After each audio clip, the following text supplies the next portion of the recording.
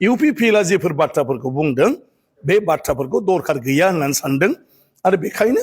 बयबो बिपिएफनो भट होदों आरो बिजेपिनो भट होदों गतिके मानसिनि जेबो नङा बिथांमोननि पलिसि नोंथांमोना खेबसेल' खोनासंग्रो जे प्रमद बर' सारनि हेंथायै इउपिपिएलनि हेंथायै गिलु बालु मा बाथ्रा बुंखो बिस्वजित दैमारि सारा रायजोफोर नोंथांमोना गासैबो भिडिअखौ खोनासंनानै लाग्रोदो मालाबाबो बे गोमालाङा आरो बिजेपिआ समानै मर्यादा होगासिनो दं बड'लेण्डआवबो आरो बिपिएफ आरो इउपिपिएलखौ खौसे जानोबो खावलायदोंमोन नाथाय राजखान्थियाव जाय गोहो थायो बेसो गुरुत्व मोनो दिनैनि दिनाव बिपिएफआ गोहो दं बिपिएफजों रायजो दं ओंखायनो बिपिएफआ गुरुत्व दं आरो रायजो राजाया जाबाय खामानिजोंसो खिन्थु बिजेपिहा बेबायदि जेबो गैया आरो आं सानो बिटिसिआव दा बिपिएफआ मोजाङै मावलांबाय थायोब्लानो गासिबो थिग जालाङा रायजो राजा बिपिएफखौ मदद होबाय थाब्लानो गोख्रों जागोन दा माने दिनै बयबो जुदि नुखानानै मानाव गेदेर हाग्रामा महिलारिजों जुदि थाफायाब्ला अब्ला खामानिबो जानाय नङा गोख्रोङाबो खम जागोन ओंखायनो दा बयबो थाफानांगौ आरो 5 बोसोराव खामानि मावना लानांगौ बयबो गतिके राजखान्थिया बेसो बायहेरायाव जनानै मोजां गाज्रिखौ बिजिरबाय थाबा जाया गतिके जोङो जुदि जोंनि रिजनेल पार्टी बड'लेण्डनि बेखौ जुदि जों लाखिनांगौबा रिजनेल पार्टीजों बयबो बारसोमनानै मदद होनांगोन गोजानाव थानानैल' बुंबाय थाबा जाया मानाव गेदेर हाग्रामा महिलारि बिथाङा दिनै मोनसे 5 बोसोरनि उनाव फोथायथिखौ लाबोफिनदों रायजो राजानि जायनि थाखाय 29 सा बिथाङा काउन्सिलाव देरहादों आरो बिनि उनावबो दा बाखि मानाव गेदेर खाम्फा बरग'यारियाबो जइन जाफैफिनबाय बे बिराद मोजां बाथ्रा आरो आं सानो फैबाय थानाय समाव बयबो जुदि हाग्रामा महिलारि बिथांखौ मदद खालामो अब्ला हाग्रामा महिलारि बिथां आरो बिपिएफ नङाब्ला आसामाव राजखान्थियाव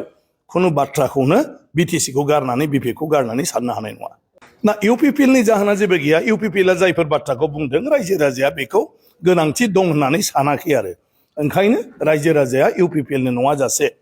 बयबो माने बिपिएफ आरो बिजेपिनो भट होदों आरो दा बेल' राजखान्थियाव जाहैबाय नोङो मावथिल'सो बिपिएफआनो जा बिजेपिआनो जा जेसेबां गार्डि पार्टी जा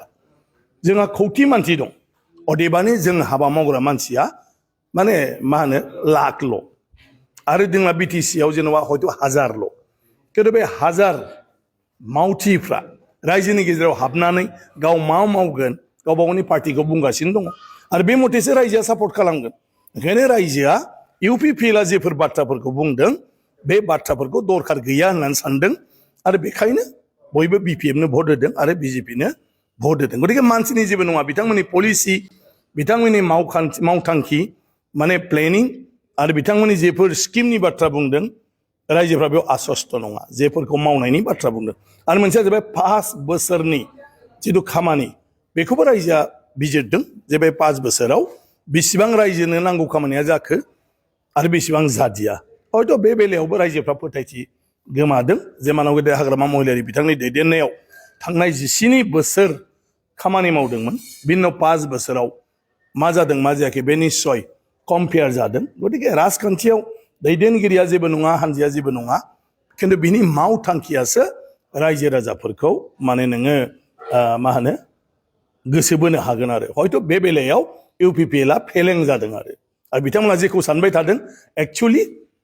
बे नङा आरो रायजोफोरनि जेंनाया बबेबाथ' गोरोबाखै जायनि थाखाय बिथांमोना भट मोनाखै ना बिजेपिआव बेबायदि जाया बिजेपिआ मोनसे राष्ट्रीय दल हादोरारि मोनसे हानजा गतिके जोंना रिजनेलाव बेवहाय मानाव गेदेर हाग्रामायानो हेड आरो मानाव गेदेर माने प्रमद बर' बिथाङानो हेड खिन्थु जोंना बिजेपिआ एकदमबारे राष्ट्रीय पर्यायाव दं ओंखायनो राष्ट्रीय नेता आरो जोंनि रायजोनि नेता दिलीप सयखिया बिथां आरो बिथांनि टीम आरो मानाव गेदेर जोंनि माने चिफ मिनिस्टार हिमन्त बिश्व शर्मा बिथां जायनि सिन्था जायनि खामानि मावनाय जायनि नाजानाय जायनि खोथा होनायजों रायजोफ्रा बयबो इसिबां सापर्ट खालामनानै दिनै 8-12 सा एमएलए देरहानो हादों आसामाव गतिके बिथांबायदि मानसिनि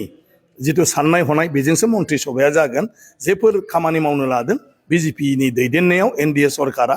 सोरबायदि मानसिफोरखौ बिबान होयोब्ला बेफोर रायजो राजानि गेजेराव मोजां खामानि जालांनो हागौ बेबायदि मानसिखौ नायनानै मन्त्रि सभाखौ दानाय जागोन आं सानो बे बाथ्राखौ 11 तारिख हर नङाबा 12 तारिख नङागौ मानि जों रावबो मिथिनाय नङा आं सासे साधारन मावथिसो बिजेपिनि अब्ला मानाव गेदेर रायजोफोर नोंथांमोना नुबाय खोनाबाय बुजिबाय प्रमद बर' सारखौहाय मा खावलायखो इउपिपिएलखौ मा खावलायखो थारैनो बिथांमोना खना खनला थानानै बखिबाय थानांगौ ना बखियालासे खौसेयै सरकार दानायाव हेफाजाब होनांगौ बिनि बागै जोंहा बिस्वजित दैमारि सारा रोखा रोखा जोंनो बुजायनानै होबाय बा फोरमायनानै होबाय। दा नोंथांमोना बेनि सायाव मा सानखो गोसो सिंनि साननायखौ कमेन्टनि गेजेरजों फोरमायहरदो। अब्ला रायजोफोर दिनैनि भिडिअखौ आङो बेखिनियावनो फोजोबबाय। भिडिअखौ मोजां मोनदोंब्ला लाइक लोगोसे चेनेलखौ मोजां मोनदोंब्ला साबस्क्राइब।